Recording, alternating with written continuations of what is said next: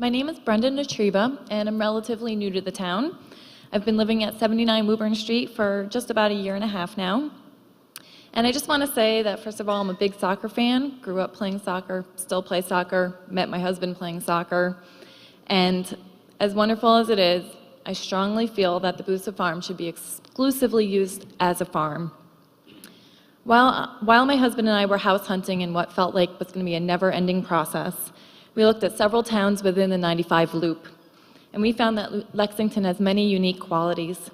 Terrific schools, great town center, wonderful bike path. It's close to Boston, yet has a nice, quiet, suburban feel to it.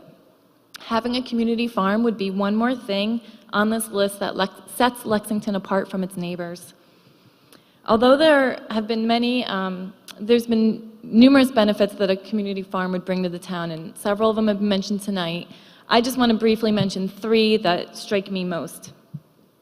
First, it would provide educational opportunities for both adults and children to learn where our food comes from, how it grows, and maybe inspire us to eat a little better or even grow our own garden.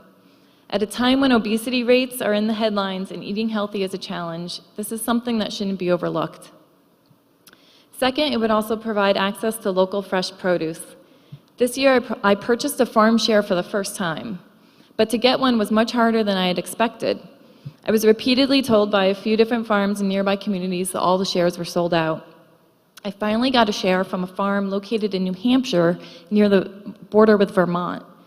Each week, a truck brings produce to pickup locations in several Massachusetts towns, including Lexington. Clearly, I'm not the only one looking to support local agriculture and eat food that didn't have to travel so far to get to my plate. Third, as the name suggests, a community farm would contribute to a sense of community. It would provide one more avenue whereby people who otherwise might not meet each other perhaps would get to know each other, perhaps while volunteering to plant seeds, pull weeds, attending a workshop, or picking up produce. Lastly, and most importantly, I want to mention that I think it's extremely important to keep in mind that since this farm has been a farm for so many years, it already has all the necessary infrastructure in place, including not only good soil, but it's got the greenhouses, it's got irrigation going to the fields. I can't help but feel that this is a golden opportunity that the town should seize. After all, when you think about it, what's the worst that could happen?